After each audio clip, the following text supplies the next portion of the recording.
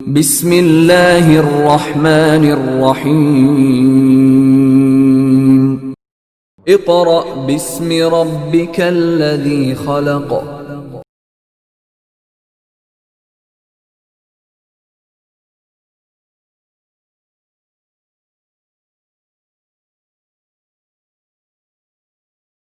Bismillahirrahmanirrahim. Dear parents and students, Assalamu alaikum. Hopefully you are fine. Students, हमने अपने previous lecture में Lewis concept clear किया था और उससे रेलिवेंट जो भी शॉर्ट क्वेश्चंस और लॉन्ग क्वेश्चंस थे हमने वो कंप्लीट किए थे। आज हम पेज नंबर 27 से अपना नेक्स्ट टॉपिक स्टार्ट करेंगे, which is the chemical properties of acids. उससे पहले एक बात आपको बता दूं कि इन केमिकल प्रॉपर्टीज़ ऑफ एसिड से ऊपर एक हेडिंग है फ़िज़िकल प्रॉपर्टीज़। तो ये बात मैं आपको रिमाइंड करवाता चलूं कि physical properties of acids chapter के स्टार्ट में हम पढ़कर आ चुके हैं और मैंने आपको वहाँ पर हाईलाइट भी कर दिया था। जो आपको वहाँ पर चार डिफरेंसेस लिखे हुए पाए जाएंगे वो बेसिस और एसिड्स की प्रॉपर्टीज़ ही थी जो कि फ़िज़िकल प्रॉपर्टीज़ थी। अब हम स्टार्ट करेंगे केमिकल प्रॉपर्टीज़ ऑफ एसिड्स। सबसे पहले मैं आपको ये बात बता दूं कि मैंने केमिकल प्रॉपर्टीज़ ऑफ एसिड्स से रेलिवेंट कुछ जर्नल रिएक्शंस सामने लिख दी हैं और फिर मैं बुक वाली ही एग्जांपल्स या इक्वेशंस कह लीजिए जो लिखी हुई हैं वो ही आपको एक्सप्लेन करूँगा। ठीक है, तो आइए इसको स्टार्ट करते हैं। सबसे पहले आपके पास केमिकल प्रॉपर्टीज़ ऑफ एसिड्स में पहला रिएक्शन है कि जब भी आपके पास कोई मेटल होगी और वो किसी भी एसिड के साथ रिएक्ट करेगी तो एक कॉरेस्पॉन्डिंग सॉल्ट बना देगी। कॉरेस्पॉन्डिंग का मतलब है जो उससे रेलिवेंट होगा और उसके साथ हमेशा हाइड्रोजन गैस जो है वो इवॉल्व होगी। इवॉल्व का मतलब निकल जाएगी। ठीक है, और इसके साथ ये एरो इसी चीज़ को रिप्रेजेंट कर रहा है कि ये गैस है और इन फ्यूचर जब भी रिएक्शन परफॉर्म होगा ये गैस इवॉल्व होके निकल जाएगी। अब एक सवाल यहाँ पर होना चाहिए कि मुझे कैसे पता चलेगा कि ये गैस इवॉल्व होगी। तो आपको याद होगा कि फर्स्ट चैप्टर में हमने ये बात डिस्कशन की थी कि सिंगल हेडेड एरो रिप्रेजेंट करता है इरिवर्सिबल रिएक्शंस को और इरिवर्सिबल रिएक्शंस में हमेशा जो बीकर होता है वो ओपन होता है। ठीक है, तो इधर जितने भी रिएक्शंस लिखे हैं आपको नज़र आ रहे होंगे वो तमाम के तमाम सिंगल हेडेड एरोज हैं। तो आइए पहला रिएक्शन लिखते हैं। फॉर एग्ज़ाम्पल एसिड में आप HCl ले लीजिए और मेटल में आप जिंक ले लीजिए। ठीक है, बुक पे भी यही रिएक्शन परफॉर्म हुआ है। अब देखिए जिंक की प्रॉपर्टी है कि जिंक हमेशा अपने अंदर से 2 इलेक्ट्रॉन्स लूज़ करके अपने ऊपर +2 चार्ज ले आता है। ठीक है, जबकि नेचुरली तौर पे हाइड्रोजन और क्लोरीन ने आपस में शेयरिंग की हुई है। हाइड्रोजन +1 होता है, क्लोरीन -1 होता है।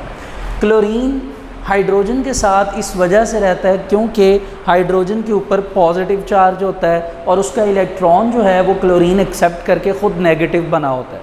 इस तरह इनका रिलेशन होता है।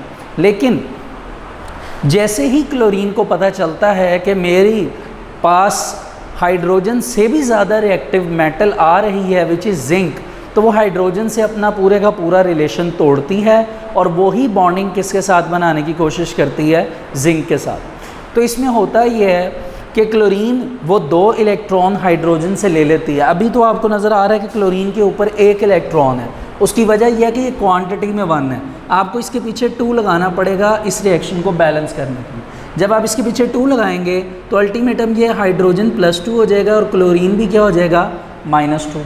ठीक है, यहाँ से जिंक +2 आएगा और जहाँ पर 2 क्लोरीन हैं -2 वाली, इनको अट्रैक्ट करके सॉल्ट बना देगा जिंक क्लोराइड ZnCl2। और यहाँ पर 2 हाइड्रोजन पॉजिटिव होंगे और ये 2 इलेक्ट्रॉन जो जिंक के हैं वो उन्हीं दोनों हाइड्रोजन पॉजिटिव के पास चले जाएंगे, जिसकी वजह से वो 2 इलेक्ट्रॉन गेन करके हाइड्रोजन न्यूट्रल हो जाएगी और क्या बन जाएगी, गैस बन जाएगी। ठीक है, ये आपका पहला रिएक्शन है जिसमें आपने देखा कि जब भी कोई एसिड किसी भी मेटल के साथ रिएक्ट करती है तो वो सॉल्ट और क्या बना देती है, हाइड्रोजन गैस। इस तरह और भी डिफरेंट एग्जांपल्स हैं जिनको आप इजीली परफॉर्म कर सकते हैं।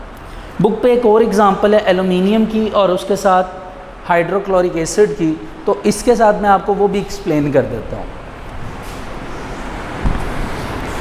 अच्छा जी, अब क्योंकि आपके पास HCl एसिड के तौर पे यूटिलाइज़ किया गया है और एलुमिनियम है Al, याद रखिए कि एलुमिनियम एक वक्त में 3 इलेक्ट्रॉन लूज़ करती है, क्योंकि एलुमिनियम का एटॉमिक नंबर क्या है 13। फर्स्ट शेल में 2 इलेक्ट्रॉन, नेक्स्ट में 8, 10, नेक्स्ट में 3। तो एक वक्त में एलुमिनियम 3 इलेक्ट्रॉन्स क्या कर देगी, लूज़ कर देगी। तो हम इसको ऐसे लिखेंगे कि एलुमिनियम जो है वो एक वक्त में अपने अंदर से 3 इलेक्ट्रॉन लूज़ करेगी और एलुमिनियम पे क्या चार्ज आ जाएगा, +3। ठीक है, अब ये होगा कि ये 3 इलेक्ट्रॉन्स तो हमें पता है कि ये हाइड्रोजन गेन करेगा, इसके लिए हाइड्रोजन का 3 होना ज़रूरी है, तो हमें इसके पीछे लगाना पड़ेगा 3। हाइड्रोजन तो 3 हो जाएंगे, वो 3 इलेक्ट्रॉन्स गेन कर लेंगे। 3 क्लोरीन भी एक एलुमिनियम के साथ जो है वो ज़िंदगी बसर कर सकते हैं। ये रिएक्शन ऐसे स्टेबल हो सकता है, लेकिन इसमें एक प्रॉब्लम है। प्रॉब्लम ये है कि आपके पास 3 हाइड्रोजन है, ये हाइड्रोजन H2 की फॉर्म में नहीं आ सकते ऐसे, इस वजह से हमें इनकी कंसंट्रेशन को बढ़ाना पड़ेगा। वो ये होगा कि कंसंट्रेशन डबल हो जाएगी। डबल ऐसे हो जाएगी कि अब हम एक एलुमिनियम नहीं लेंगे, अब हम लेंगे 2 एलुमिनियम। 2 एलुमिनियम में से फिर 3 इलेक्ट्रॉन लूज़ होंगे और एलुमिनियम के ऊपर +3 आ जाएगा। तो टोटल एलुमिनियम कितने इलेक्ट्रॉन लूज़ कर रहा है, 6 इलेक्ट्रॉन्स। इसका मतलब यहाँ पे फिर क्लोरीन को और हाइड्रोजन को कितना होना पड़ेगा, 6, और एलुमिनियम कितने हो जाएंगे, 2। अब ये 6 इलेक्ट्रॉन्स जो हैं ये 6 हाइड्रोजन गेन कर लेंगे, जबकि ये 3 +3 और +3 2 एलुमिनियम, ये +6 है, और यहाँ पर क्लोरीन कितने हैं, -6। ठीक है, ये मैं लिख देता हूँ इसके ऊपर, ये +6 है और ये -6। तो -6 जो हैं क्लोरीन, 6 क्लोरीन्स ये आएंगे और AlCl बना देंगे एलुमिनियम। अब एलुमिनियम की कंसंट्रेशन क्योंकि 2 है तो इसके पीछे 2 लग जाएगा, इस हिसाब से एलुमिनियम हो गए 2, लेकिन हमारे पास इस हिसाब से एलुमिनियम तो 2 हो गए, क्लोरीन भी कितने हो गए, 2। हमारे पास क्लोरीन कितने हैं, टोटल 6। अब इसको 6 करने के लिए हम इसकी बेस में 3 लगा देंगे। 3 लगाने से क्लोरीन कितने हो जाएंगे, 6 हो जाएंगे। उसी के साथ साथ आपके पास 6 हाइड्रोजन है। 6 हाइड्रोजन को लिखने का तरीका ये होगा कि आप H2 लिख देंगे और उसके पीछे 3 लगा देंगे, तो 3 2s are 6। तो ये 6 हाइड्रोजन प्लस के ये 6 इलेक्ट्रॉन एलुमिनियम से लेंगे और प्लस का 6 माइनस के 6 के साथ न्यूट्रलाइज हो जाएगा और न्यूट्रलाइज होकर ये हाइड्रोजन गैस बना देंगे। ठीक है, इस तरह ये 2 रिएक्शन है आपके कि जब भी आपने देखा कि एसिड जब भी किसी भी मेटल के साथ रिएक्ट करेगा तो क्या बना देगा, सॉल्ट और हाइड्रोजन गैस। आइए नेक्स्ट की तरफ मूव करते हैं। आपका जो अगला रिएक्शन है, असल में मैंने उसको 2 जगह पार्टीशन कर दिया। बुक में लिखा हुआ है reaction with carbonates and bicarbonates, मैंने इसको सेपरेट कर दिया है। मैंने कार्बोनेट्स को अलग डिटरमाइन किया है और बाइकार्बोनेट्स को अलग लिख दिया और इसके पीछे ऑप्शंस भी दे दिए। तो आइए सबसे पहले कार्बोनेट्स को देखते हैं। आपको ये पता होना चाहिए कि कार्बोनेट होता क्या है। याद रखिए कार्बोनेट का मतलब है CO3 2 नेगेटिव, ये कार्बोनेट्स हैं। 9th क्लास के फर्स्ट चैप्टर में आपने टेबल के अंदर ये नेगेटिव चार्जेस वाले जो कंपाउंड्स थे या एलिमेंट्स थे इनकी डिस्कशन भी की थी और इन्हें याद भी किया था, जिसमें आपने carbonates, phosphide ions, phosphates etcetera ये तमाम डिस्कस किए थे।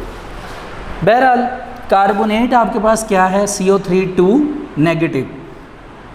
अब आप ये करते होते हैं कि क्योंकि ये नेगेटिव होता है तो इसके साथ आपको कोई +2 वाला लेना पड़ेगा। अब मैं इसकी वैलेंसी नहीं, इसको ऑक्सीडेशन नंबर में लिखता हूँ। ठीक है, -2 ये ऑक्सीडेशन फॉर्म होती है कि चार्ज पहले आता है, साइन पहले आता है, वैल्यू बाद में आती है, ये ऑक्सीडेशन नंबर है। ठीक है, ये कार्बोनेट आपके पास CO3 -2 है। अब आपने इसके साथ कोई ऐसा एलिमेंट लेना जो +2 होगा। देखिए इसके साथ आप वो एलिमेंट लेंगे जो +2 होगा, इट मीन्स डैट कि आप सेकंड ग्रुप ऑफ मेटल में से कोई एलिमेंट लेंगे, क्योंकि सेकंड ग्रुप ऑफ मेटल्स में जितने भी एलिमेंट्स हैं उनके ऊपर +2 चार्ज आता है इलेक्ट्रॉन लूज़ करने के बाद। फॉर एग्ज़ाम्पल मैग्नीशियम है, मैग्नीशियम का एटॉमिक नंबर 12 है। फर्स्ट शेल में 2 इलेक्ट्रॉन्स, नेक्स्ट में 8 10, तो नेक्स्ट में कितने हैं 2, तो वो 2 लूज़ करके मैग्नीशियम आयन बन सकता है +2। इसी तरह कैल्शियम है। अब बुक पे जो I think so calcium use हुआ हुआ है तो हम कैल्शियम को ही लेते हैं। तो ये आपके पास यहाँ पे आ जाएगा कैल्शियम।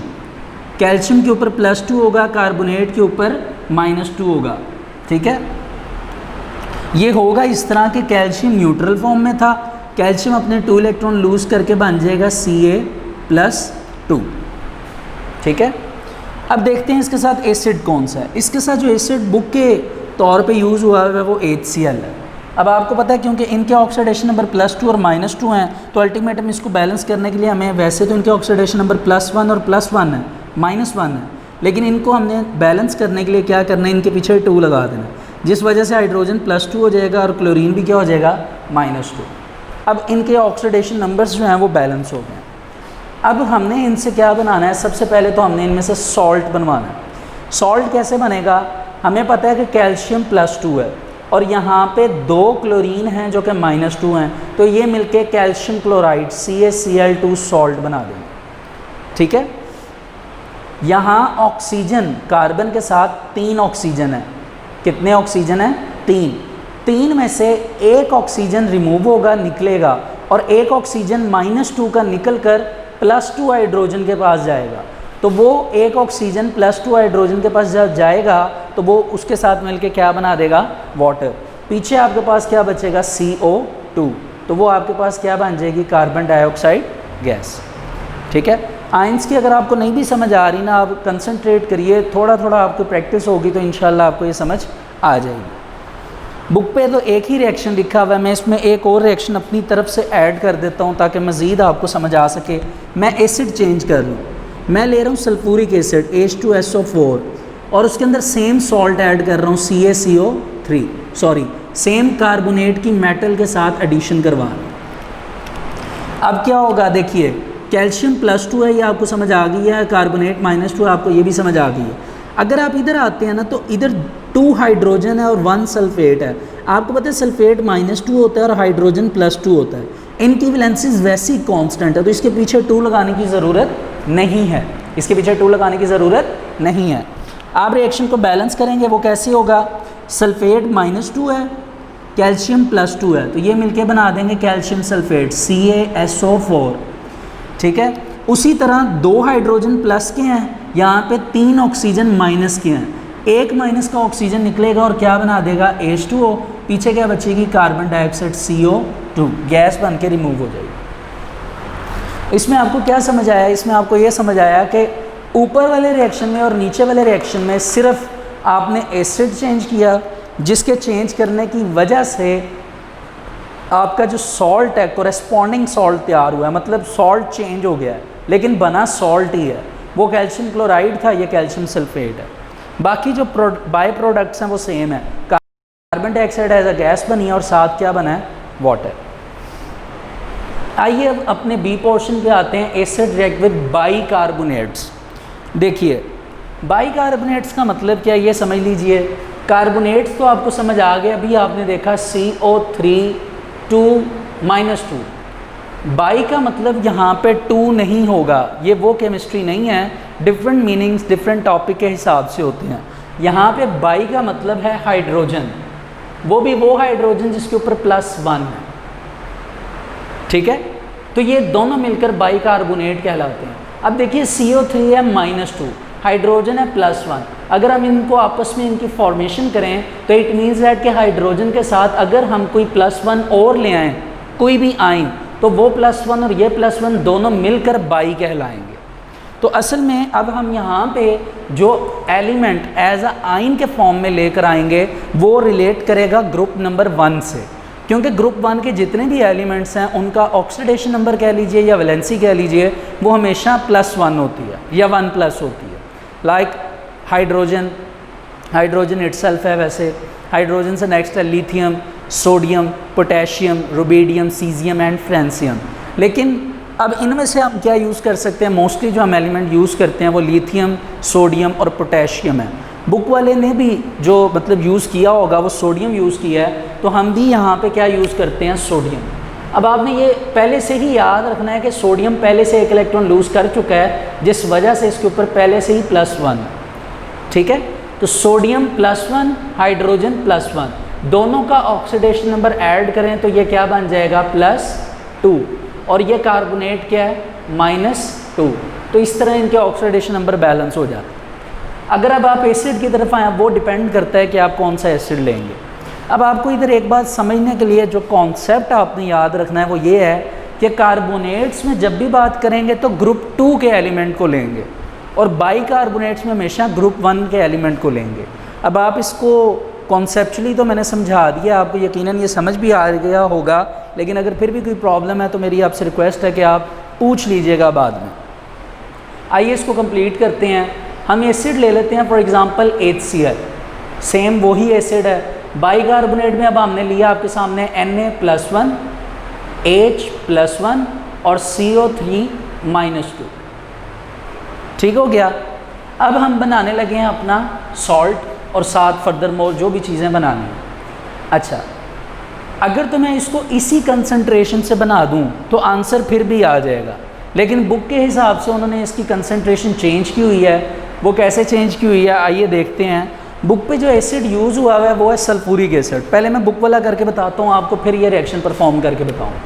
बुक पे पहले लिया हुआ है सल्फ्यूरिक एसिड H2SO4, उसके साथ लिया हुआ है Na+1, H+1, CO3-2। पहले ये वाला रिएक्शन देख लेते हैं। देखिए Na+1 है, आपको पता है सॉल्ट के लिए इसने SO4 के साथ ऐड होना है, जबकि SO4 क्या है -2 और हाइड्रोजन +2 है।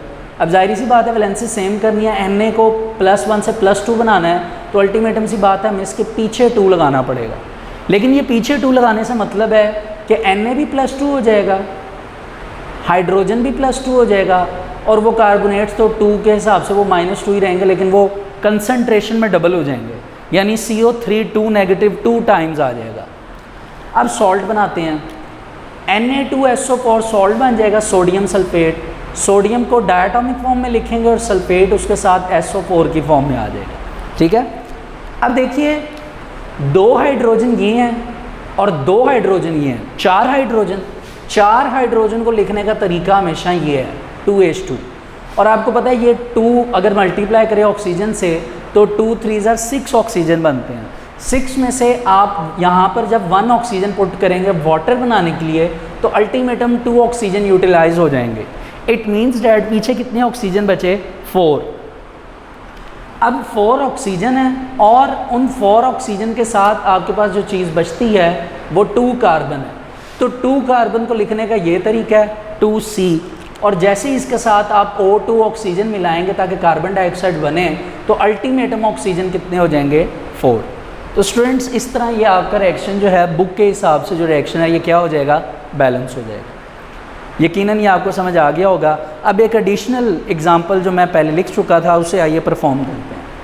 देखिए सोडियम भी +1 है, हाइड्रोजन भी +1 है, और ये जो है ये -2 है। अब अगर हम इधर देखें तो हाइड्रोजन भी +1 है और क्लोरीन भी -1 है। अगर आप सिंपल सॉल्ट बनाएं तो Na के साथ क्या चीज़ ऐड हो जाएगी? Cl। Na के साथ Cl, तो ये क्या बन जाएगा? Sodium chloride, NaCl। इधर से एक हाइड्रोजन ये है, एक हाइड्रोजन ये है, 2 हाइड्रोजन, 1 ऑक्सीजन यहाँ से निकाल लीजिए, ठीक है। तो 2 हाइड्रोजन को लिखने का ये मेथड है और 1 ऑक्सीजन के पीछे से बचा क्या? CO2, तो वो आपकी क्या बन जाएगी? Carbon dioxide gas.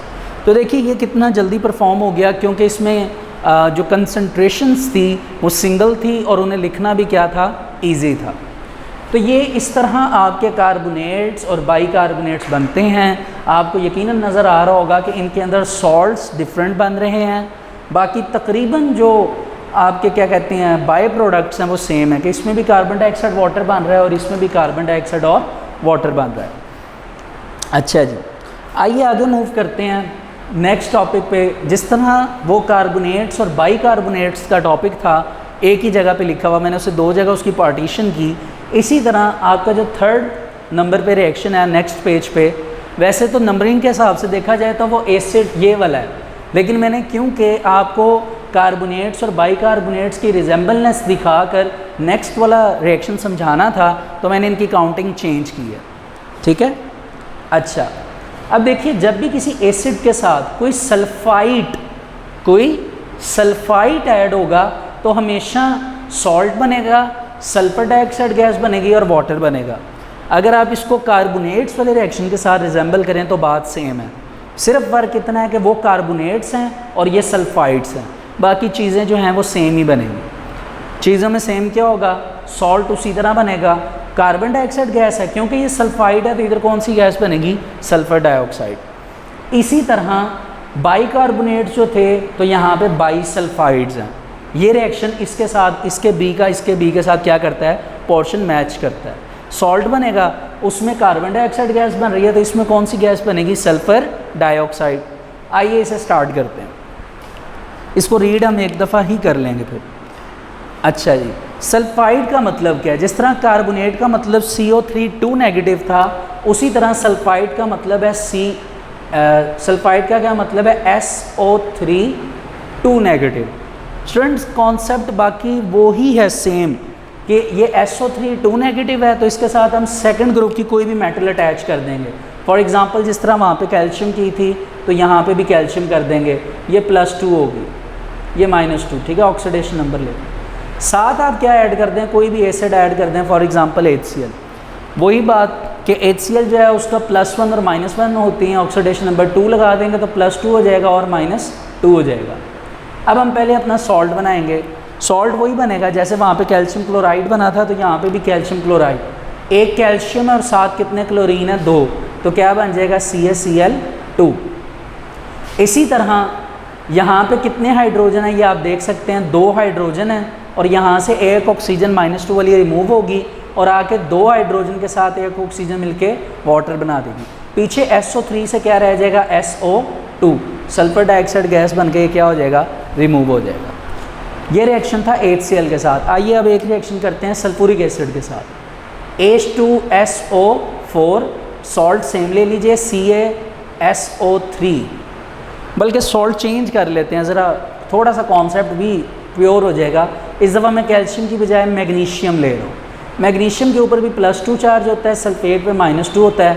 इधर 2 लगाने की ज़रूरत नहीं क्योंकि हाइड्रोजन पहले से +2 और सल्फेट क्या है, -2। ठीक हो गया। अब मैग्नीशियम +2 जो है वो सल्फेट -2 के साथ रिएक्ट करेगा तो क्या बना देगा, मैग्नीशियम सल्फेट, MgSO4। उधर से 2 हाइड्रोजन आपको नज़र आ रहे होंगे, ये पड़े हुए हैं, और यहाँ से एक ऑक्सीजन रिमूव करके वाटर बन जाएगा। पीछे जो बचेगा वो सल्फर डाइऑक्साइड गैस होगी तो SO2 आ जाएगा आपके पास। तो आपको नज़र आया कि ये रिएक्शन कैसे एक दूसरे से रिजेंबल कर रहे हैं। आइए अब बाइसल्फाइड्स पे आते हैं। उनकी भी स्टोरी कुछ ऐसी ही है जैसे बाइकार्बोनेट्स की थी, कि सल्फाइड्स का मतलब यहाँ पे होगा SO3-2, बाई का मतलब यहाँ पे होगा हाइड्रोजन +1। तो इसके साथ आपने पहले ग्रुप की कोई मेटल ले लेनी है, फॉर एग्जांपल सोडियम +1, और इसके साथ एसिड ऐड कर दें, फॉर एग्जांपल HCl ऐड कर दें, नहीं तो H2SO4 ऐड कर दें। मैं इस दफ़ा जो मेटल है वो चेंज कर रहा हूँ, सोडियम की जगह लिथियम ले रहा हूँ, LiHSO3, ठीक है। लिथियम के ऊपर भी +1 होगा, हाइड्रोजन भी +1 होगा, और ये क्या होगा, -2। पहले नीचे वाला करते हैं क्योंकि बुक पे वो रिएक्शन है, तो फिर फर्दर इसको देखते हैं, ठीक है।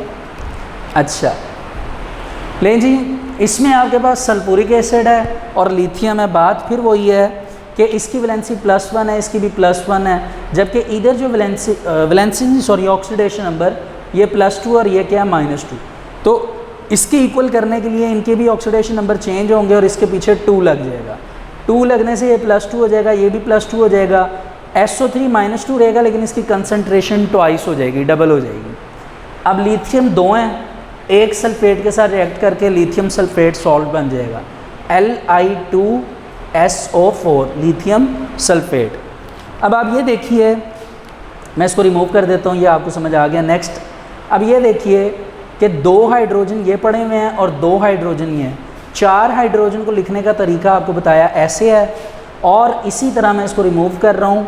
आपको मैं बता दूँ कि ऑक्सीजन यहाँ पे 3 है, तो 2 जब 3 से मल्टीप्लाई होगा तो 6 हो जाएंगे। मैं जब इधर 1 ऑक्सीजन यूज़ करना चाह रहा हूँ तो ये अल्टीमेटम 2 हो जाएंगे, तो 6 में से 2 माइनस करें तो 4 बचते हैं। 4 ऑक्सीजन, और उसके अलावा आपको यहाँ पे नज़र आ रहा होगा कि सल्फ़र कितने रहते हैं, 2। तो 2 सल्फ़र को लिखने का ये तरीका है, जैसे ही मैं सल्फ़र डाइऑक्साइड गैस बनाने के लिए O2 लगाऊंगा तो अल्टीमेटम ऑक्सीजन भी कितने हो जाएंगे, 4 हो जाएंगे, ठीक है। अच्छा जी, अब आगे मूव करते हैं अपने ऊपर वाले रिएक्शन की तरफ, तो वो it is quite simple single step reaction है। Na+1 जो है वो क्लोरीन के साथ रिएक्ट करेगा, क्लोरीन -1 है, ये भी +1, तो ये सॉल्ट क्या बन जाएगा, सोडियम क्लोराइड NaCl। इसी तरह एक हाइड्रोजन ये पड़ा हुआ है, एक हाइड्रोजन ये है, 2 हाइड्रोजन और एक ऑक्सीजन यहाँ से निकल कर क्या बना देगी, वाटर। पीछे 2 ऑक्सीजन सल्फ़र के साथ होंगी तो वो मिलके क्या बना देंगी, सल्फ़र डाइऑक्साइड गैस। तो आप देख सकते हैं इस तरह हमने सल्फाइड्स और बायसल्फाइड्स के जो रिएक्शन हैं वो क्या किए हैं, कंप्लीट किए हैं। क्या किए हैं, कंप्लीट। अच्छा जी, अब आगे मूव करते हैं फर्दर अपने रिएक्शंस की तरफ। तो हमारा 4th नंबर पे जो रिएक्शन आता है वो बड़ा ही सिंपल है। इसके लिए तो मैं स्पेसिफिकली ऊपर लिख देता हूँ कि this reaction is also known as neutralisation reaction. इसको न्यूट्रलाइजेशन रिएक्शन कहते हैं। इसके बारे में हमने चैप्टर के स्टार्ट में भी पढ़ा था जब हमने एसिडिटी की बात की थी, और इसी रिएक्शन के बारे में हम चैप्टर के लास्ट पे बात करेंगे। वहाँ पे प्रॉपरली इस टॉपिक के नाम के साथ इस रिएक्शन को परफॉर्म करके बुक ने दिखाया हुआ है, ठीक है, बुक के ऑथर ने। तो इस रिएक्शन में क्या होगा, देखिए कोई भी एसिड ले लीजिए, फॉर एग्जांपल मैं HCl ले लेता हूँ, बेस सोडियम हाइड्रोक्साइड ले लेता हूँ NaOH। अब आपको पता होना चाहिए सोडियम +1 है, हाइड्रोक्साइड -1 है, ये +1 है और ये क्या है, -1। सिर्फ इनकी रिप्लेसमेंट होगी। सोडियम क्लोरीन के साथ मिलकर सॉल्ट बना देगी NaCl, और OH के साथ मिलकर बना देगा वाटर। इसी तरह आप एक और एग्जांपल ले लीजिए, कॉपर ले लीजिए, उसके साथ ऑक्सीजन, इसको कॉपर ऑक्साइड कहते हैं, ये एक बेस है। अच्छा, बेस है तो इसको बेस वाली जगह पे लिखेंगे, कॉपर ऑक्साइड। कॉपर के बारे में बड़ी बात इंपॉर्टेंट है, कॉपर 2 इलेक्ट्रॉन लूज़ करके अपने ऊपर +2 चार्ज लेकर आती है। ये 2 इलेक्ट्रॉन ऑक्सीजन गेन करती है, जिस वजह से कॉपर पे +2 और ऑक्सीजन पे -2 चार्ज होता है, ठीक है। इसके साथ हम सॉल्ट ले लेते, इसके साथ हम एसिड ले लेते हैं। एसिड कोई भी ले लें, बुक पे सल्फ्यूरिक एसिड है, आप HCl भी ले सकते हैं। तो मैं सल्फ्यूरिक एसिड से आपको करके बता दूं, H2SO4 सिंपल, ये +2 है, आपको भी बताया, ये -2 है, ये -2 है, तो ये क्या है, +2। सिर्फ रिप्लेसमेंट होगी। कॉपर जो है वो रिप्लेस हो जाएगी सल्फ़र के साथ और उधर वाटर बन जाएगा, तो ये बन जाएगा कॉपर सल्फेट CuSO4, और उसके साथ क्या चीज़ बन जाएगी, वाटर H2O। तो इस तरह ये आपका चौथा और सेकंड लास्ट जो रिएक्शन है टॉपिक के हिसाब से कंप्लीट होता है, which is called neutralisation reaction. अच्छा, अब आगे मूव करते हैं अपने लास्ट रिएक्शन की तरफ, reaction of acid with sulphides. Sulphides क्या होते हैं, अगर किसी मेटल के साथ सल्फ़र ऐड है तो addition of sulphur with any type of metal to create a very specific name which is called sulfide. For example, मैंने आयरन ली Fe, उसके साथ सल्फ़र ऐड कर दिया, it is called iron sulphide. और इसके साथ अब मैं क्या ऐड करूँगा, एक एसिड। बुक पे जो एसिड है वही ले लें तो इजी हो जाएगा, सल्फ्यूरिक एसिड यूज़ किया गया है, H2SO4। देखिए आयरन की कहानी कुछ इस तरह की है कि आयरन हमेशा अपने अंदर से 2 इलेक्ट्रॉन लूज़ करके अपने ऊपर +2 चार्ज रखती है, और यही 2 इलेक्ट्रॉन्स जो हैं वो सल्फ़र क्या करते हैं, गेन करते हैं, ठीक है। अब ये होगा कि इधर रिप्लेसमेंट होगी, अगर ये +2 है फॉर एग्जांपल तो ये -2 है, इसी तरह ये -2 है तो ये क्या, +2, ठीक है। इधर से सल्फेट जो है वो रिएक्ट करेगा आयरन के साथ और क्या बना देगा, आयरन सल्फेट FeSO4। पीछे क्या बचेगा, H2 वहाँ से बच रहा है और S, तो ये असल में मिलके बन जाएगा हाइड्रोजन सल्फाइड गैस। ये एक स्पेसिफिक और सेपरेट गैस बनी है अभी तक के हमने जितने रिएक्शंस किए हैं, हाइड्रोजन सल्फाइड गैस। और इसमें हमारे पास सॉल्ट जो है वो क्या बना है, ferrous sulphate. Hydrogen sulphide gas में आप देखें तो सल्फ़र के ऊपर -2 है, जबकि 2 हाइड्रोजन पे +2 है, तो ये +2 -2 के साथ मिलकर न्यूट्रलाइज हो जाएगा और न्यूट्रल होकर H2S यानी हाइड्रोजन सल्फाइड गैस बना देगा। स्टूडेंट्स, मैं आपको ये बात बता दूं कि ये टॉपिक आपको जब भी आएगा इंशाल्लाह ये आपको लॉन्ग क्वेश्चन के तौर पे आएगा कि right a note on chemical properties of acids. इसकी थ्योरी आप ख़ुद देख लीजिएगा, उसमें रीड करवाने वाली कोई बात नहीं है। थ्योरी में सिर्फ ये बात लिखी हुई है कि कोरेस्पॉन्डिंग सॉल्ट बनेगा और ये वाली गैस बनेगी, जैसे कार्बोनेट्स में और बाइकार्बोनेट्स में कार्बन डाइऑक्साइड गैस बनेगी, सल्फाइड्स और बायसल्फाइड्स के अंदर सल्फ़र डाइऑक्साइड गैस बनेगी, और जो लास्ट रिएक्शन सल्फाइड्स का है उसके अंदर आपके पास जो गैस बनेगी वो कौन सी है, हाइड्रोजन सल्फाइड।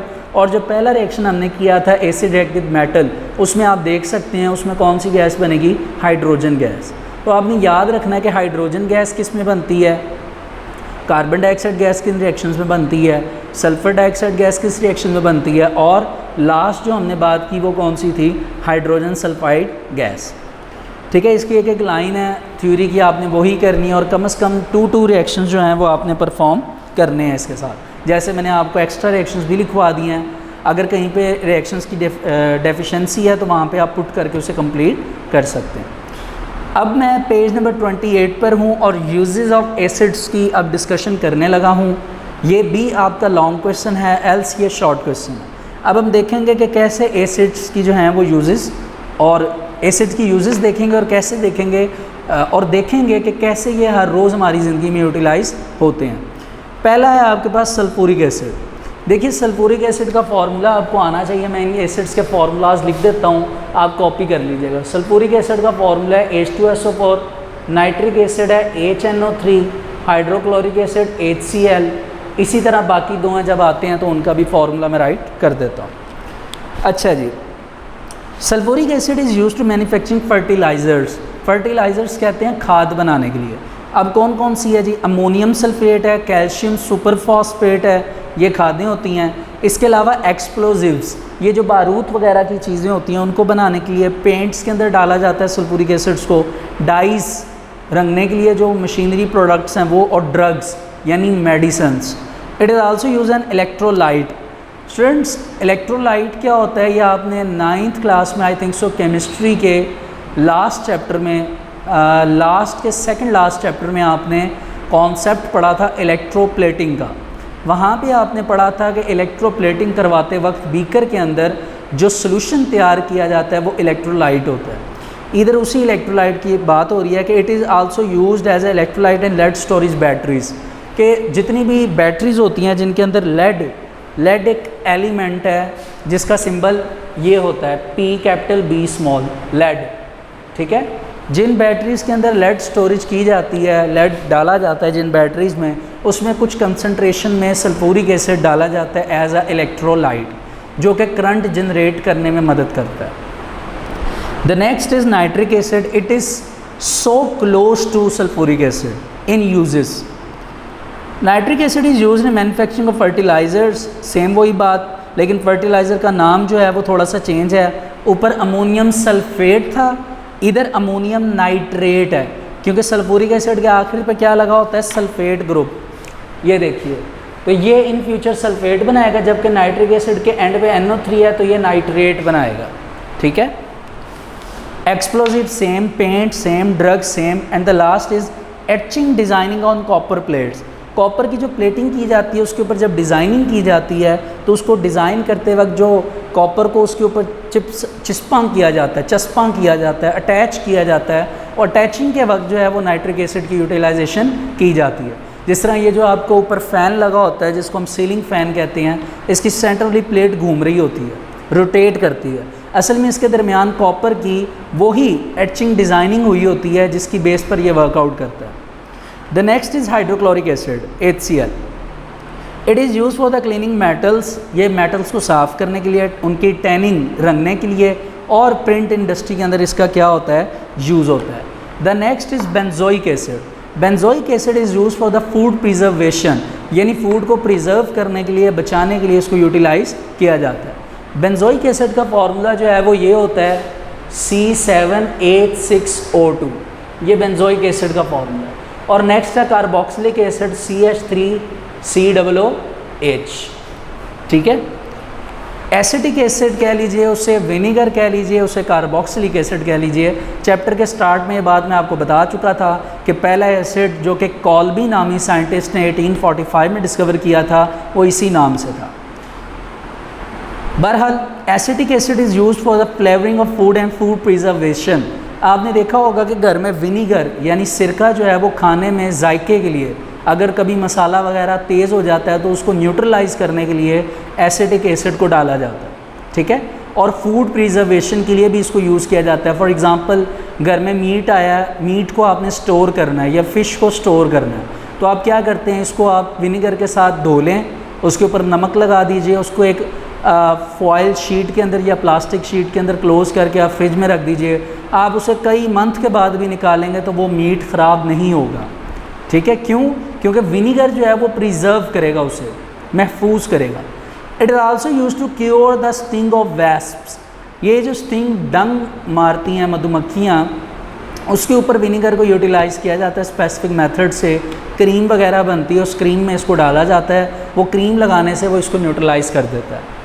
ठीक है, ये 5 यूजेस हैं। अगर लॉन्ग आएगा तो आपने 5 करनी है, एल्स शॉर्ट क्वेश्चन में कोई सी 2 यूजेस आपने परफॉर्म करनी है। अब नीचे एक आपको ये पैराग्राफ नज़र आ रहा होगा, डू यू नो में नेचुरली अकरिंग एसिड्स के बारे में, कि जो कुदरती तौर पे एसिड्स पाए जाते हैं। बेटा बोर्ड में 1 से 2 दफ़ा ये शॉर्ट क्वेश्चन के तौर पर आया हुआ है, इसमें से एल्स ये 1 से 2 दफ़ा लॉन्ग क्वेश्चन भी आया हुआ है। होता ही है कि वो एसिड्स के नाम बता देते हैं और सोर्सेज पूछते हैं, आपने सोर्सेज याद करने। सबसे पहले सिट्रस एसिड, ये सिट्रस फ्रूट जितने भी होते हैं खट्टे जो होते हैं, जिसमें लेमन आ जाता है, ऑरेंज आ जाता है, संतरा जिसे कहते हैं। लैक्टिक एसिड, सौर मिल्क, जो हम अपनी ज़ुबान में कहते हैं जी दूध फट गया है, यानी दूध ख़राब हो गया है, उस ख़राब दूध के अंदर लैक्टिक एसिड पैदा हो जाता है। असल में उसमें एक बैक्टीरिया जनरेट हो जाता है और वो बैक्टीरिया की वजह से वो दूध जो है वो लैक्टिक एसिड में उसकी कन्वर्जन स्टार्ट हो जाती है। फॉर्मिक एसिड, ये बीज और आंट्स के स्टिंग में होती है, जो डंग नहीं मारती उनके अंदर। ब्यूटेरिक एसिड जो है ये बटर के अंदर होता है, इसे रेंचेड बटर कहते हैं। टार्टरिक एसिड टैमरिंड, टैमरिंड कहते हैं इमली को, इसमें होता है, ग्रेप्स में होता है और एप्पल्स में होता है। मैलिक एसिड एप्पल्स में होता है, स्पेसिफिकली एप्पल्स की जो स्किन होती है ऊपर से रेड कलर की, उसमें मैलिक एसिड जो है ज़्यादा कंसनट्रेशन में पाया जाता है। यूरिक एसिड जो है वो यूराइन में होता है। यूराइन जो है वो एनिमल्स का जो रिलीज़ होती हैं लिक्विड वेस्टेज उन्हें कहा जाता है, उसमें यूरिक एसिड अवेलेबल होता है। और स्टेरिक एसिड लास्ट है, जो कि फैट्स होते हैं, फैट्स यानी लिपिड्स होते हैं। तो इस तरह ये आपके पास 8 तरह के नेचुरली अकरिंग एसिड्स हैं जिनके बारे में मैंने आपको बता दिया है। होपफुली ये आपको क्वेश्चन ओवरऑल समझ आ गया होगा। अगर आप मेरे से पूछते हैं कि आज हमने क्या किया है, तो मैं यही कहूँगा कि एक हिसाब से हमने 3 लॉन्ग क्वेश्चन कवर किए हैं। The first is the chemical properties of acids, uses of acids and the sources of acids. अगर इनमें से कोई शॉर्ट आता है तो यूजेस ऑफ एसिड्स का आ सकता है, या कोई से 2 एसिड्स जो आपको अपनी मर्ज़ी से दे देगा। इन 8 में से आपने उनमें से किसी 2 के सोर्सेज को बताना है। ये ना समझिएगा वो आपको ये कह देगा कि जी आप अपनी मर्ज़ी से बताएं सोर्सेज, नहीं, वो आपको 2 एसिड इन्हीं 8 में से प्रोवाइड करेगा, आपने उन्हीं 2 के बारे में लिखना है। इन शॉर्ट आपको ये 8 के 8 एसिड्स और इनके सोर्सेज याद करने पड़ेंगे। ठीक है, तो आज का लेक्चर हम यहाँ तक ही रखते हैं। होपफुली आपको यह टॉपिक समझ आ गया होगा। स्टूडेंट्स, हमने अपने प्रीवियस लेक्चर में केमिकल प्रॉपर्टीज़ ऑफ एसिड्स, उनकी यूजेस और उनसे रिलेटेड नेचुरली अकरिंग एसिड्स के बारे में पढ़ा था और उनके सोर्सेज की डिस्कशन की थी। होपफुली वो आपको तमाम तर बातें समझ आ गई होंगी। अब हम मूव करते हैं अपने नेक्स्ट टॉपिक की तरफ, which is general properties of basis. इसमें अगर आप देखें तो आपका फर्स्ट टॉपिक है फ़िज़िकल प्रॉपर्टीज़। जैसा कि मैंने आपको एसिड की फ़िज़िकल प्रॉपर्टीज़ के बारे में बताया था कि हमने चैप्टर के स्टार्टिंग में एसिड की फ़िज़िकल प्रॉपर्टीज़ की डिस्कशन कर ली थी, इसी तरह वहाँ पर हमने बेसिस की भी फ़िज़िकल प्रॉपर्टीज़ की डिस्कशन कर ली थी। तो अब हम आगे मूव करते हैं अपनी केमिकल प्रॉपर्टीज़ की तरफ। तो आइए हम आगे मूव करते हैं केमिकल प्रॉपर्टीज़ ऑफ बेसिस। अच्छा, केमिकल प्रॉपर्टीज़ ऑफ बेसिस में भी सेम उसी तरह रिएक्शंस हैं जैसे एसिड्स की केमिकल प्रॉपर्टीज़ में आपने रिएक्शंस किए थे। यकीनन वो आपने अच्छी तरह प्रैक्टिस कर लिए होंगे और वो रिएक्शंस आपको अच्छी तरह याद भी हो गए होंगे। अब इन रिएक्शंस की तरफ आते हैं। पहला रिएक्शन तो सिंपल है कि आपके पास अगर कोई भी बेस है, आपके पास कोई भी बेस है और आपने उसमें कोई भी एसिड ऐड किया तो हमेशा आपके पास सॉल्ट और वाटर बनेगा। ये एसिड्स की प्रॉपर्टीज़ में भी था। जो थर्ड रिएक्शन था आपने किया था बुक के हिसाब से कि जब भी कोई एसिड किसी भी बेस के साथ रिएक्ट करेगा तो सॉल्ट और वाटर बनेगा। इधर हम पहले बेस के बारे में लिखेंगे, बेस को इम्पोर्टेंस देंगे क्योंकि हम केमिकल प्रॉपर्टीज़ ऑफ बेसिस की बात कर रहे हैं। तो बेस पहले आ जाएगा, उसमें आप कोई भी एसिड ऐड करें तो सॉल्ट और वाटर बन जाएगा। अब हमारी जो पहली बेस है, मैंने इस पर पहले से ही जो है वो ऑक्सीडेशन नंबर लिखे हुए हैं क्योंकि अब आपको ऑक्सीडेशन नंबर की काफ़ी हद तक समझ आ गई होगी। मैं आपको वैसे इनके बारे में दोबारा बता देता हूँ। मैंने एक बेस ली सोडियम हाइड्रोक्साइड, एक एसिड लिया HCl, ठीक है। अब यहाँ पर एक सवाल कि सोडियम के ऊपर +1 क्यों और हाइड्रोक्साइड के ऊपर -1 क्यों है, क्योंकि आपको पता होना चाहिए कि सोडियम एक मेटल है और हाइड्रोक्साइड एक नॉन मेटल कह लीजिए या हाइड्रोक्साइड ही कह लीजिए। इस मेटल के साथ सोडियम ने अपना एक इलेक्ट्रॉन लूज़ किया था क्योंकि मेटल की प्रॉपर्टीज़ होती हैं, प्रॉपर्टी होती है कि वो इलेक्ट्रॉन लूज़ करती है। लूज़ करके वो इलेक्ट्रॉन गेन OH यानी हाइड्रोक्साइड ने किया हुआ था, जिस वजह से हाइड्रोक्साइड को गेन करने के बाद उसके ऊपर -1 चार्ज था और सोडियम के ऊपर +1 चार्ज था। इसी तरह HCl में हाइड्रोजन के ऊपर +1 और क्लोरीन के ऊपर -1। लेकिन सोडियम का +1 क्लोरीन के -1 के साथ ज़्यादा अट्रैक्टिवली बॉन्ड बना सकता है, ज़्यादा स्ट्रॉन्गरली अट्रैक्ट होकर रह सकता है। इस वजह से सोडियम अपना रिलेशन OH से स्प्लिट करेगा और Na जो है वो Cl के साथ मिलके क्या बना देगा, NaCl। पीछे H रह जाएगा +1 और OH -1, तो अल्टीमेटम ये क्या बन जाएगा आपके पास, वाटर। नेक्स्ट मूव करते हैं, आपके पास कॉपर ऑक्साइड एक मेटल है, उसके साथ ऑक्सीजन की एडिशन है, ये आपके पास एज अ बेस है, और सल्फ्यूरिक एसिड आपके पास एसिड है। आपको पहले भी बताया था हाइड्रोजन 2 है तो ऊपर +2 आ जाएगा, सल्फेट वैसे ही -2 है। कॉपर के बारे में मैं नीचे लिख चुका हूँ, कॉपर हमेशा 2 इलेक्ट्रॉन लूज़ करके अपने ऊपर क्या चार्ज ले आता है, +2। तो आप देख सकते हैं कि कॉपर के जो 2 इलेक्ट्रॉन्स हैं वो असल में किसने गेन किए हुए हैं इस वक्त, ऑक्सीजन ने, जिस वजह से कॉपर पे +2 और ऑक्सीजन पे -2 चार्ज है। इसी तरह कॉपर जो है वो ऑक्सीजन की निस्बत ज़्यादा अट्रैक्टिव बॉन्डिंग कर सकता है सल्फेट के साथ, तो वो ऑक्सीजन के साथ रिलेशन तोड़ देगा और सल्फेट के साथ रिएक्ट करके कॉपर सल्फेट नामी क्या बना देगा, सॉल्ट बना देगा। क्या बना देगा, सॉल्ट। और उसके साथ जो पीछे रह जाएगा वो H2O क्या बन जाएगा आपके पास, वाटर। तो इस तरह एसिड जो हैं वो रिएक्ट करते हैं बेस के साथ और क्या बना देते हैं, वाटर एंड सॉल्ट। इसको आप खुद ब खुद रीड कर लीजिएगा, होपफुली आपको समझ आ जाएगा। अब मैं सेकेंड रिएक्शन की तरफ आता हूँ, इसकी हेडिंग आप बुक पे देख लीजिएगा, मैं इसको स्टार्ट करता हूँ। सबसे पहले मैं आपको ये बता दूँ कि जितनी भी बेसिस होती हैं उन्हें हम अल्कलीज भी कहते हैं, ठीक है। ये आपने 9th क्लास में, जब केमिस्ट्री हमने 9th क्लास में पढ़ी थी तो वहाँ पर पेज नंबर 48 के बारे में जब आपको बताया गया था, वहाँ पे भी इसकी कुछ डिस्कशन हुई थी। तो इन बेसिस को अल्कलीज भी कहा जाता है। इस टाइम हमारी बेसिस जो हैं, जो बेस है वो एक सोडियम हाइड्रोक्साइड है और कैल्शियम हाइड्रोक्साइड है। इस वक्त हमने ये करना है कि एक बेस के अंदर आपने अमोनियम सॉल्ट ऐड करना है। अमोनियम क्या होता है, अमोनियम NH4 होता है, जबकि अमोनिया NH3 होता है। तो अमोनियम के साथ आपने क्लोरीन ऐड किया, अमोनियम जो होती है वो होती है +1 और अल्टीमेटम क्लोरीन क्या है, -1। सोडियम +1 है और हाइड्रोक्साइड क्या है, -1। क्योंकि इनकी वैलेंसी सेम है आपस में, ऑक्सीडेशन नंबर, तो मेरा नहीं ख्याल इसके ऊपर आपको कोई चीज़ जो है वो एडिशन करने की ज़रूरत है। आप सबसे पहले अपना सॉल्ट बनाएं। अल्टीमेटम आपको नज़र आ रहा है, सोडियम के साथ क्लोरीन मिलकर कौन सा सॉल्ट बनाएगी, सोडियम क्लोराइड NaCl। पीछे देखिए OH माइनस का है, इधर NH4 है, एक H यहाँ से निकल के इसमें ऐड होगा तो आपके पास 2 हाइड्रोजन के साथ 1 ऑक्सीजन से क्या बन जाएगा, वाटर। नेक्स्ट आपको यहाँ पे नज़र आ रहा है NH4 से आपके पास क्या रह जाएगा, NH3। तो असल में इन रिएक्शंस में NH3 यानी अमोनिया गैस जो है वो इवॉल्व होती है।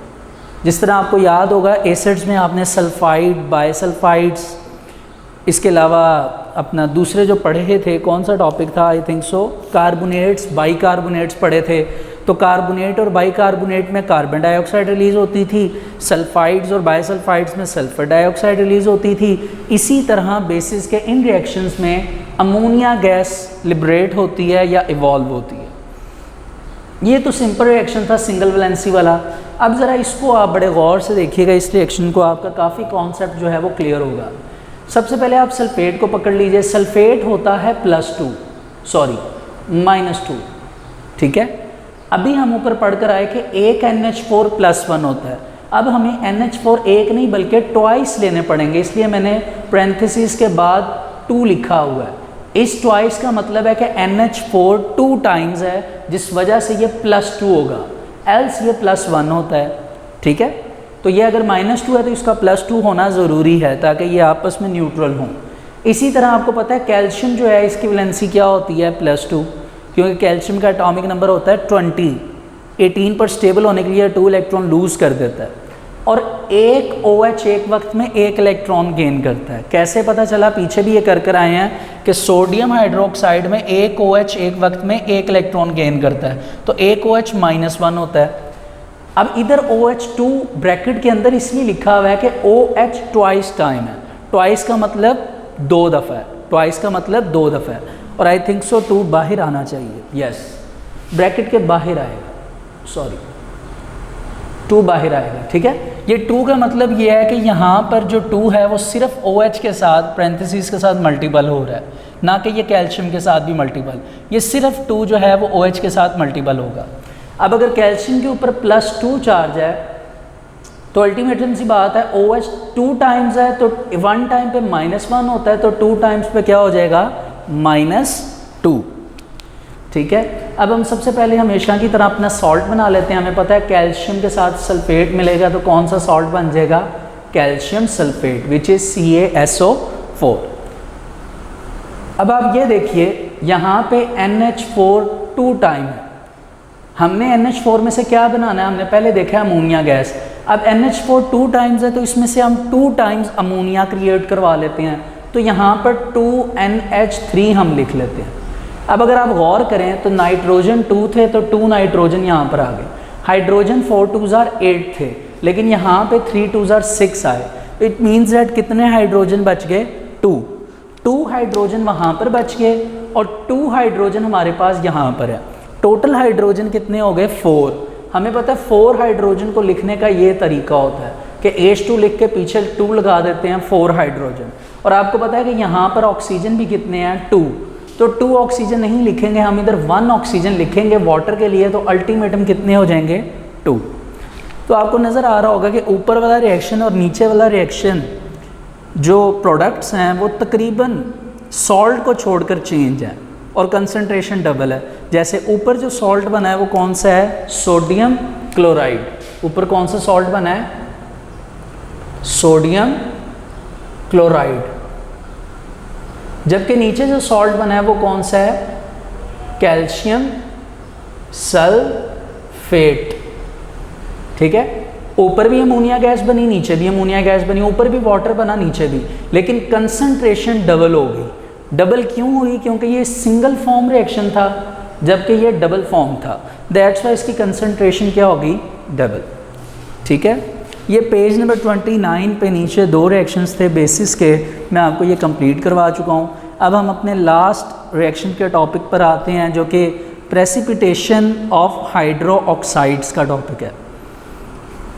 प्रेसिपिटेशन का मतलब क्या होता है, या सिंगुलर इसको प्रेसिपिटेट कहते हैं। वो क्या होते हैं कि आपने एक टेस्ट ट्यूब ली, उस टेस्ट ट्यूब के अंदर आप किसी भी किस्म का रिएक्शन कर रहे थे, लेकिन उसके बॉटम के ऊपर छोटे छोटे ज़र्रात सॉलिड फॉर्म में आपको नज़र आ रहे हैं जो कि सही तरह डिज़ोल्व नहीं हुए, जिसको आप कह लीजिए कि इनसॉल्यूबल है। सॉल्यूबल का मतलब होता है जो हल हो जाते हैं, इनसॉल्यूबल का मतलब जो हल नहीं होते। तो कुछ प्रेसिपिटेट होते हैं जो कि बॉटम पे बैठ जाते हैं और इनसॉल्यूबल होते हैं यानी हल नहीं होते, उनको हम प्रेसिपिटेट कहते हैं। ठीक है, तो प्रेसिपिटेट का मतलब क्या होता है कि जो इनसॉल्यूबल पार्टिकल्स होते हैं उन्हें हम प्रेसिपिटेट कहते हैं। तो आइए प्रेसिपिटेशंस ऑफ हाइड्रोक्साइड की बात करते हैं। सारे रिएक्शंस के अंदर एक चीज़ कॉमन है, वो ये है कि सब रिएक्शंस के अंदर जो अल्कली यूज़ हुई है या जो बेस यूज़ हो रही है वो कौन सी है, सोडियम हाइड्रोक्साइड। आप देख सकते हैं, लेकिन सबकी कंसंट्रेशन चेंज है। ठीक है, और लेफ़्ट साइड पे जितनी भी आपको नज़र आ रही हैं मैं उनके नाम पढ़ देता हूँ, उनको आप गौर से सुन लीजिए। वो तमाम मेटल्स हैं। जैसे फर्स्ट मेटल का नाम है कॉपर, आपको नज़र आ रहा होगा ना, CuSO4। ठीक है, आपने सिर्फ फर्स्ट जो सिंबल है उसको फोकस करना है, लाइक कॉपर, जिंक, Fe को आयरन कहते हैं, Pb इसके नीचे है, Pb का मतलब लेड, Ca का मतलब कैल्शियम, Fe का मतलब अगेन आयरन। ऊपर वाला जो आयरन था उसके साथ क्लोरीन थी, उसे आयरन क्लोराइड कहते हैं, जबकि लास्ट पे जो आयरन लिखा हुआ है उसके साथ सल्फेट है, उसको आयरन सल्फेट कहते हैं। ठीक है, अब इसको स्टार्ट करते हैं। पहला जो रिएक्शन आपके पास आपको नज़र आ रहा है वो है कॉपर सल्फेट, उसके साथ सोडियम हाइड्रोक्साइड। देखिए कॉपर की बात हम पहले कर आए हैं, मैं पीछे से उसको आपको मतलब बता देता हूँ। पिछले रिएक्शन से कॉपर हमेशा 2 इलेक्ट्रॉन लूज़ करके कॉपर +2 लेकर आता है, तो इस वजह से कॉपर के ऊपर +2 चार्जेस हैं और इसके 2 इलेक्ट्रॉन किसने गेन किए हैं, सल्फेट ने, और ये क्या बना हुआ है, SO4। इसी तरह सोडियम के ऊपर +1 होता है और हाइड्रोक्साइड पे -1। देखिए अगर इन्होंने आपस में एक दूसरे के साथ रिएक्ट करना है, सॉल्ट बनाना है, तो अल्टीमेटम सी बात है ये क्या होगा, इधर ये होगा कि ये +1 है तो और ये -1 है, तो इनको इनके इक्वल होने के लिए अपने आप को +2 और -2 करने के लिए अपने पीछे 2 लगाना पड़ेगा। जब इसकी कंसंट्रेशन 2 हो जाएगी, सोडियम 2 हो जाएंगे, तो सोडियम का ऑक्सीडेशन नंबर भी 2 हो जाएगा, हाइड्रोक्साइड का ऑक्सीडेशन नंबर भी क्या हो जाएगा, -2। अब सबसे पहले आप ये चीज़ जहन में रखिए कि आपने यहाँ पे जो प्रेसिपिटेट बनाने हैं वो असल में हाइड्रोक्साइड्स बनाने हैं। हाइड्रोक्साइड्स होते हैं OH यानी जैसे ये बना है, इसका नाम है कैल्शियम हाइड्रोक्साइड। इस फॉर्म में आपने हाइड्रोक्साइड्स बनवाने हैं। अब आपको जो पहला हाइड्रोक्साइड यहाँ पे बना नज़र आ रहा होगा वो ये है कि यहाँ से ये कॉपर है और यहाँ से 2OH हैं, तो इनको मिलाकर आप बना देंगे कॉपर। ब्रैकेट के अंदर आप OH 1 टाइम लिखेंगे और इस ब्रैकेट के बाहर आप 2 लिख देंगे। 2 का मतलब कि इधर हाइड्रोक्साइड 2 टाइम्स है, ये बन जाएगा कॉपर हाइड्रोक्साइड। और प्लस इसके साथ जो चीज़ बच जाएगी आप वो लिख देंगे 2 सोडियम और सल्फेट, तो ये ऐसे लिखा जाएगा सोडियम सल्फेट Na2SO4। ठीक है, ये आपका पहला रिएक्शन है, आप इसको बुक पे देख सकते हैं। आपको नज़र आ रहा होगा कॉपर हाइड्रोक्साइड के नीचे आपको ब्लू PPT लिखा हुआ नज़र आ रहा होगा। असल में जो प्रेसिपिटेट्स होते हैं इनको रिप्रेजेंट किया जाता है by the symbol of PPT, small p and t, precipitate. तो असल में जब ये रिएक्शन होगा जब भी, तो अगर आपका कलर ब्लू आए, ब्लू प्रेसिपिटेट्स बने, तो इट मीन्स दैट जो चीज़ बनी है वो असल में क्या है, कॉपर हाइड्रोक्साइड। तो असल में कलर्स याद करने हैं, कलर्स का आपको पता होना चाहिए, ये असल में एक प्रैक्टिकल भी है आपका। इसी तरह नेक्स्ट आपके पास है zinc chloride, ZnCl2। Zinc chloride में आपको पता होना चाहिए जिंक की भी प्रॉपर्टी उसी तरह। मैं इस तरफ रफ रिएक्शंस लिख देता हूँ, ये मैं सेकंड जिंक के बारे में लिखने लगा। जिंक अपने अंदर से 2 इलेक्ट्रॉन को लूज़ करता है, जिसकी वजह से जिंक के ऊपर +2 चार्ज आता है। तो यहाँ पर जिंक के ऊपर +2 चार्ज है। अब जिंक ने 2 इलेक्ट्रॉन लूज़ किए हैं। देखिए एक इलेक्ट्रॉन एक वक्त में 1 क्लोरीन ऐड कर सकती है और दूसरा इलेक्ट्रॉन 1, इट मीन्स डैट हमें कितने क्लोरीन लेने पड़ेंगे, 2 क्लोरीन। दैट्स वाई हमने क्लोरीन के नीचे 2 लिखा हुआ है डायटोमिक, के 2 क्लोरीन है जिनका ऑक्सीडेशन नंबर -2 बनेगा। ठीक है, उसके ओपोनेंट आप देखें तो सोडियम जो है वो +1 है और हाइड्रोक्साइड क्या है, -1। बात फिर वही है कि ये +2 -2 है, ये -1 +1 है, तो इनकी कंसंट्रेशन बढ़ाने के लिए हम इसके पीछे क्या लगा देंगे, 2। जैसे ही 2 लगाएंगे तो इनका ऑक्सीडेशन नंबर चेंज हो जाएंगे, ये +1 से +2 हो जाएगा और ये -1 से -2। ठीक है, जिस तरह आपने कॉपर हाइड्रोक्साइड बनाया था, यहाँ पे बनेगा जिंक और OH 2 टाइम्स है, तो क्या बन जाएगा, zinc hydroxide, ZnOH twice, plus उसके साथ सॉल्ट बनेगा Na2 और Cl2। क्लोरीन भी 2 टाइम्स है, सोडियम भी 2 टाइम्स है, तो 1 टाइम 2 लिख के NaCl बना दें। इससे आपके सोडियम भी 2 टाइम्स हो जाएंगे और क्लोरीन भी 2 टाइम्स, तो सॉल्ट बन जाएगा सोडियम क्लोराइड। और ये देखिए कि जिंक हाइड्रोक्साइड के नीचे आपको एक कलर लिखा हुआ नज़र आ रहा होगा, अगर आप बुक पे देखें तो वाइट प्रेसिपिटेट्स, मतलब अगर वाइट कलर के प्रेसिपिटेट्स बने, इट मीन्स डैट उस सॉल्यूशन के अंदर जो प्रेसिपिटेट बने हैं वो असल में जिंक हाइड्रोक्साइड के हैं, क्योंकि वाइट कलर रिप्रेजेंट करता है जिंक हाइड्रोक्साइड को। ठीक है, अच्छा, थर्ड रिएक्शन हमारे पास है FeCl3 का। देखिए Fe यानी आयरन के बारे में अगर मैं आपको कुछ बात रिकॉल करवाऊँ तो आपको याद होगा कि आपने 9th क्लास में फर्स्ट चैप्टर में वेरिएबल वैलेंसी का टॉपिक पढ़ा था। उसमें आपने पढ़ा था कि असल में ये जो Fe आयरन है, इसका नाम जो लिटरली नाम है वो होता है फेरम, ठीक है, जिससे दो वर्ड जनरेट होते हैं, एक होता है फेरस और एक होता है फेरिक। तो असल में वर्ड जो था वो क्या था, फेरम। थोड़ा सा मैं इसको रिकॉल करवाता हूँ ताकि मुझे करवाने में फिर आसानी हो। तो वर्ड क्या था, फेरम। आखिर में यूएम को रिमूव करके अगर हम IC लगा दें तो बन जाता है फेरिक। अगर आप रिमूव करके लिखेंगे तो ये फेरम से क्या बन जाएगा, फेरिक। फेरिक का मतलब होता है हाई वैलेंसी यानी +3। और अगर आप इसके आखिर पे OUS लगा दें तो ये फेरम से क्या बन जाएगा, फेरस। और फेरस का मतलब है लोअर वैलेंसी मींस +2। ये असल में कॉन्सेप्ट था वेरिएबल वैलेंसी का जो हमने 9th क्लास में पढ़ा था। तो अब ये असल में फेरम है, Fe आयरन, या इसको फेरम कह लीजिए।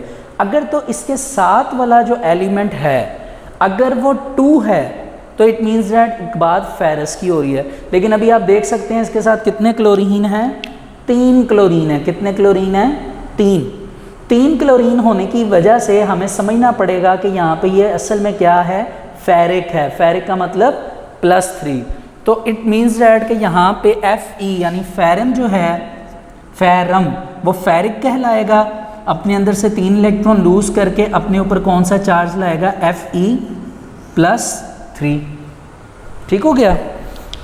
अब आप ये सोच रहे होंगे कि मैं इतनी मेहनत क्यों कर रहा हूँ ये बताने में। बेटा उसकी रीज़न ये है कि जब हम लास्ट वाला रिएक्शन इस टॉपिक का करेंगे तो आपको खुद ब खुद समझ आ जाएगी कि इतनी मेहनत क्यों की है। क्योंकि एक रिएक्शन ये जो मैं अभी कर रहा हूँ ये फेरिक का है और लास्ट वाला जो रिएक्शन है वो असल में फेरस का है। ठीक है, बहरहाल यहाँ पे Fe है, Fe ज़ाहिरी सी बात है ये हो जाएगा +3 और 3 क्लोरीन, एक क्लोरीन एक वक्त में -1 होती है तो 3 क्लोरीन क्या हो जाएंगी, -3।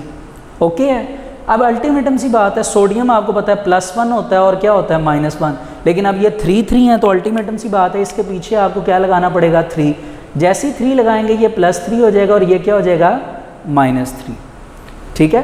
अब +3 के साथ आपके -3 यानी 3 हाइड्रोक्साइड रहेंगे ऐसे FeOH, लेकिन इस दफ़ा OH 2 नहीं होंगे, इस दफ़ा OH कितने होंगे, 3।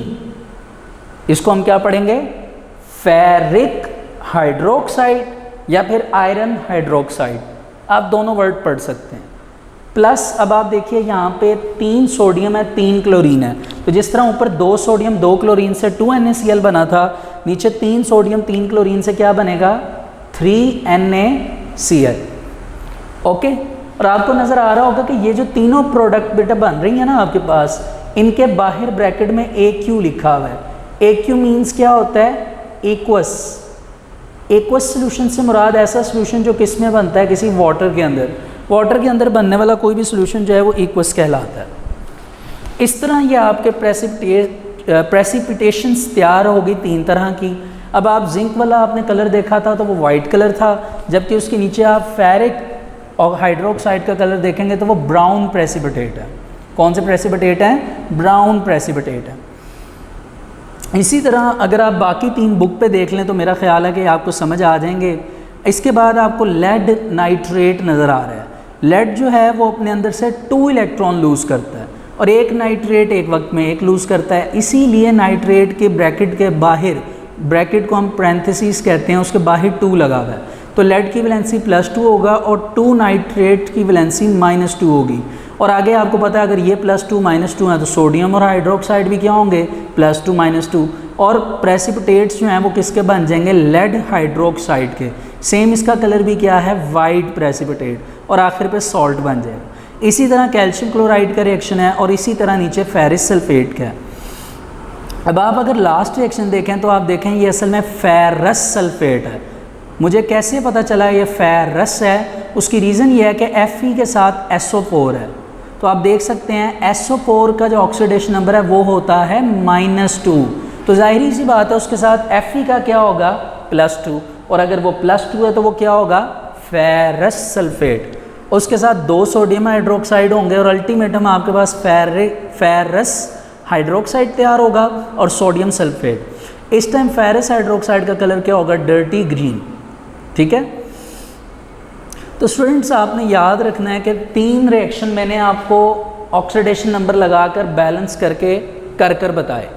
अगले 3 रिएक्शंस आपने ख़ुद घर पर रफ़ कॉपी के ऊपर या नीट जैसे आपको इजी और कन्वीनियंट लगता है, आपने इनको ख़ुद जो अगले 3 रिएक्शंस हैं इसी तरह आपने उनको बैलेंस करना है, ठीक है। और उन्हें बैलेंस करने से ये होगा कि आपके जो रिएक्शंस हैं आपको रिएक्शंस लिखने आ जाएंगे।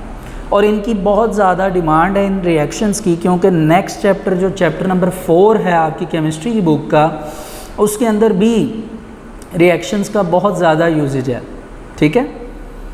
तो इस तरह हमारे जो प्रेसिपिटेशंस ऑफ हाइड्रोक्साइड्स हैं इसका टॉपिक कंप्लीट होता है। सॉरी, अब हम मूव करते हैं यूजेस ऑफ बेसिस की तरफ।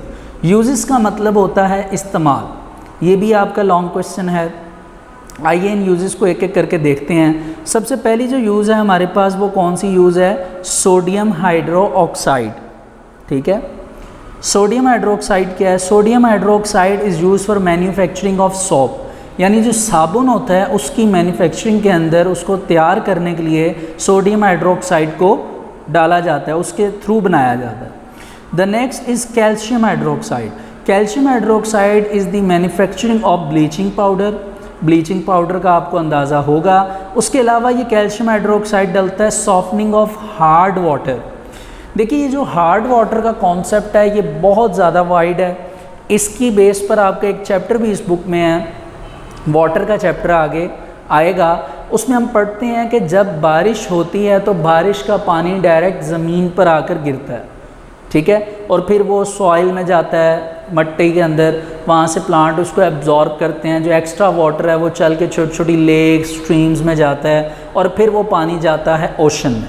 जो बारिश का पानी होता है वो पानी इतना गंदा नहीं होता, कुछ हद तक बेहतर होता है। इतना होता है कि वो जब सी वाटर में मिक्स होता है तो उसकी पावर जो है, जो गंदगी की उसकी पावर होती है वो उसमें मिक्स हो जाती है, तो कोई फ़र्क नहीं पड़ता। लेकिन कभी कभार पानी जब ऊपर से रेन आती है तो रास्ते में हमने पढ़ा था कार्बन डाइऑक्साइड की लेयर होती है। कभी कभार एयर पोल्यूटेंट्स ज़्यादा होने की वजह से वो कार्बन डाइऑक्साइड उस वाटर में मिक्स हो जाता है, और जब वाटर के अंदर कार्बन डाइऑक्साइड मिक्स होती है और वो आके ज़मीन पर गिरता है तो ज़मीन में कुछ ऐसे सॉल्ट्स होते हैं like magnesium carbonate, calcium carbonate, वो भी उसमें मिक्स हो जाते हैं, जिस वजह से आपका वाटर हो जाता है हार्ड। और वो हार्ड वाटर जो है वो बहुत ज़्यादा नुकसानदेह होता है अपनी जितनी भी एक्वाटिक लाइफ है, पानी के अंदर रहने वाली जितनी भी ज़िंदगी है उसके लिए। अगर उसको सॉफ्ट बनाना है, ऐसा बनाना है कि आप उसे इस्तेमाल करें, तो उसके लिए आपको उसमें क्या डालना पड़ता है? Calcium hydroxide. And neutralising acidic soil and lakes due to acid rain. अगर एसिड रेन हुई है तो उस एसिडिटी को रिड्यूस करने के लिए आप किसको यूज़ करते हैं? Calcium hydroxide.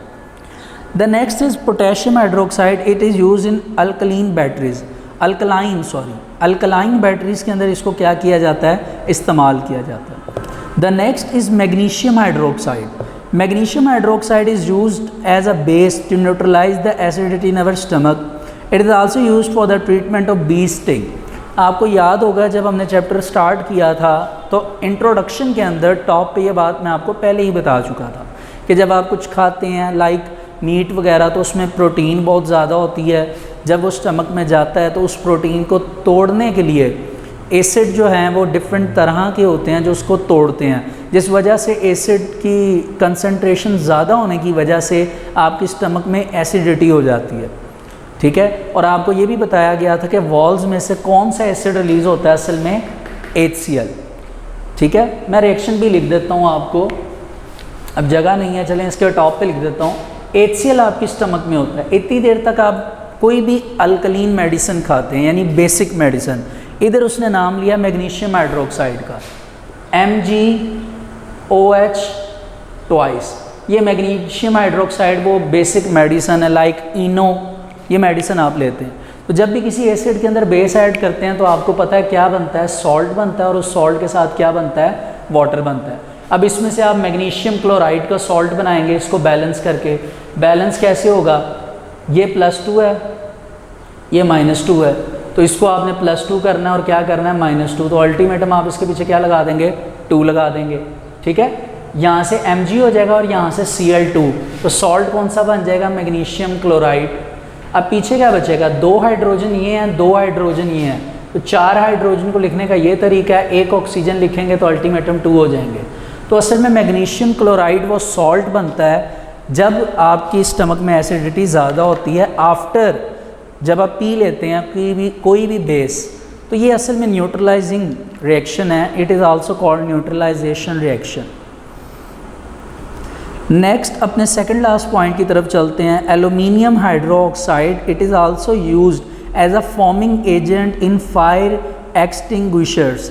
फायर एक्सटिंग्विशर्स क्या होते हैं, ये आपने देखा होगा, जब अक्सर आग वगैरह लग जाती है तो फोम वगैरह उसके ऊपर डाला जाता है, ठीक है, वो एक सिलेंडर टाइप होता है रेड कलर का, उसमें से फोम निकलता है, असल में वो एल्यूमिनियम हाइड्रोक्साइड एक बेस होती है। Ammonium hydroxide is used to remove grease stains from cloth. कपड़ों के ऊपर जो दाग धब्बे वगैरह लग जाते हैं उनको रिमूव करने के लिए जो केमिकल यूज़ किया जाता है, इट इज़ अमोनियम हाइड्रोक्साइड। ये अमोनियम हाइड्रोक्साइड कुछ हद तक आपके जितने भी वॉशिंग क्लॉथिंग मटेरियल्स होते हैं, फॉर एग्जांपल सर्फ एक्सेल है, एरियल है, इस तरह के जो आपके पास ये एक्सेल्स वगैरह अवेलेबल होते हैं, सर्फ वगैरह अवेलेबल होते हैं, उसके अंदर ये पाया जाता है। ठीक है, तो स्टूडेंट्स यहाँ तक आज हम अपना टॉपिक कंप्लीट करते हैं। आपने जो बेसिस के रिएक्शंस पढ़े उसमें से 2 जो हैं वो इम्पॉर्टेंट हैं शॉर्ट क्वेश्चन के हिसाब से। जो एसिड रिएक्ट विद बेस है, एक ये और एक ये अमोनियम सॉल्ट वाला, ये आपने शॉर्ट क्वेश्चन में याद करने हैं। और जो प्रेसिपिटेशंस ऑफ हाइड्रोक्साइड्स हैं इसमें आपने कलर याद करने हैं, ये असल में MCQs हैं, ठीक है। वो आपको एक रिएक्शन लिख देंगे, फॉर एग्जांपल वो लिख देंगे, स्टेटमेंटल क्वेश्चन होगा, when copper sulphate react with sodium hydroxide it produce sodium sulphate and copper hydroxide, then what is the colour of copper sulphate, copper hydroxide. तो आप उसका आंसर टिक करेंगे, इट्स कलर ब्लू PPT यानी precipitates. इसी तरह वो आपसे पूछ सकते हैं, when ferric chloride react with sodium hydroxide it produces ferric hydroxide and sodium chloride, then what is the colour of ferric hydroxide. तो आपको वहाँ पे उसका टिक करना पड़ेगा आंसर कि उसका कलर होता है ब्राउन प्रेसिपिटेट। तो स्टूडेंट इस तरह ये प्रेसिपिटेट्स जो हैं ये आपके क्या हैं, MCQs हैं। और यूजेस ऑफ बेसिस आपका long as well as short question है। लॉन्ग क्वेश्चन आएगा तो आपने कोई से 5 पॉइंट लिखने हैं, शॉर्ट आएगा तो आपने इनमें से कोई से 2 पॉइंट लिखने हैं, ठीक है। वैसे ये 6 पॉइंट्स हैं टोटल। होपफुली आज का लेक्चर आपको समझ आ गया होगा। नेक्स्ट पेज 31 के टॉप पे एक ऑरेंज कलर का पैराग्राफ है। अगर तो आपको एसिड के रिएक्शंस और बेसिस के रिएक्शंस पिछला लेक्चर और ये वाले लेक्चर आपको प्रॉपरली समझ आया तो ये ऑरेंज पैराग्राफ आप इजीली खुद कर सकते हैं।